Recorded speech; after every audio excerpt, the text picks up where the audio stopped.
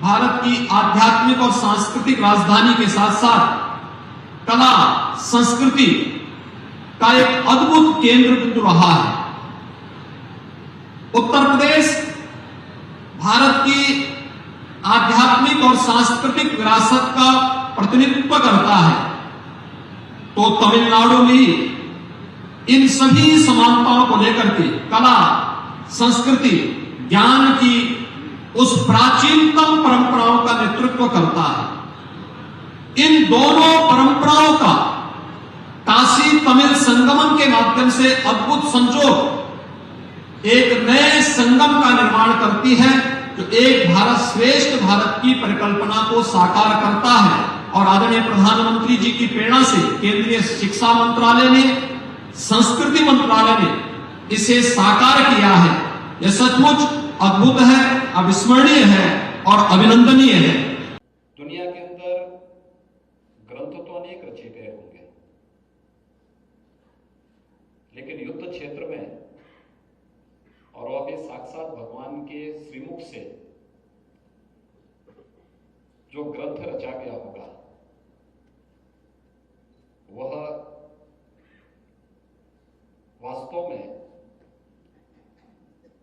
देश काल और परिस्थिति से ऊपर उठ करके किसी व्यक्ति, किसी जाति, किसी मत, किसी मजहब, किसी क्षेत्र, किसी भाषा का न होकर के इस संपूर्ण चराचर जगत के कल्याण का मार्ग प्रशस्त करेगा ही। और गीता जयंती का आज का एक कार्यक्रम इस बात को प्रदर्शित कर रहा है। आज ही के दिन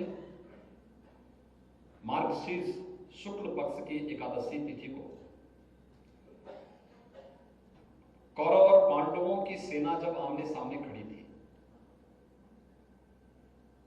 उस समय भगवान के श्रीमुख से जो दिव्य वाणी निकली थी, और वो दिव्य वाणी, यद्यपि ये मान्यता है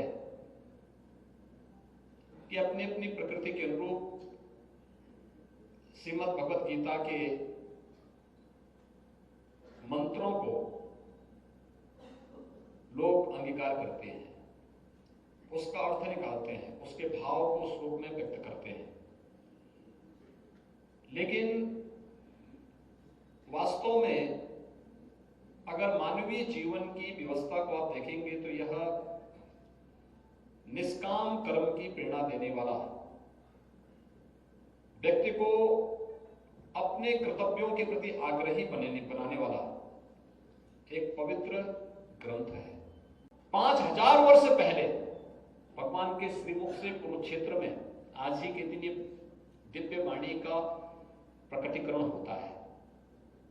अब सोचिए, दुनिया के अंदर जितने आधुनिक सभ्यताएं हैं, 5000 साल पहले इनका अस्तित्व क्या रहा होगा?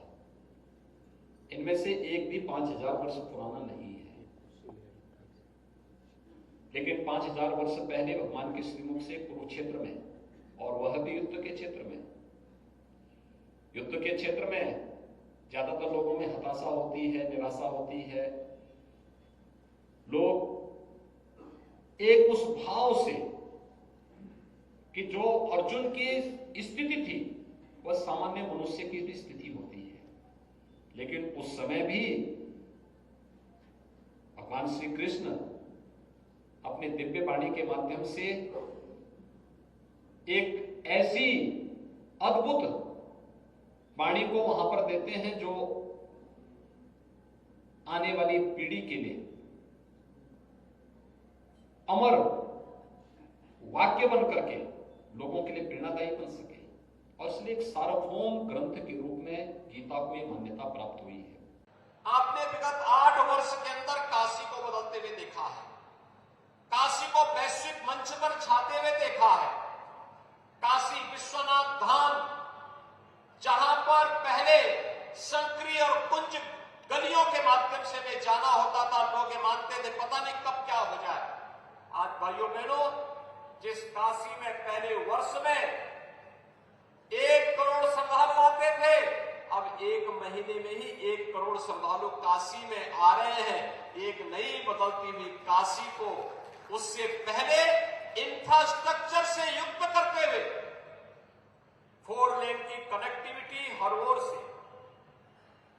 आपने देखा होगा पहले काशी में, एयरपोर्ट से काशी में आने के लिए 4 लेन की कनेक्टिविटी नहीं थी आज से 8 वर्ष पहले, लेकिन आज 4 लेन की बेहतरीन कनेक्टिविटी है। लखनऊ को 4 लेन से जोड़ने की कनेक्टिविटी है।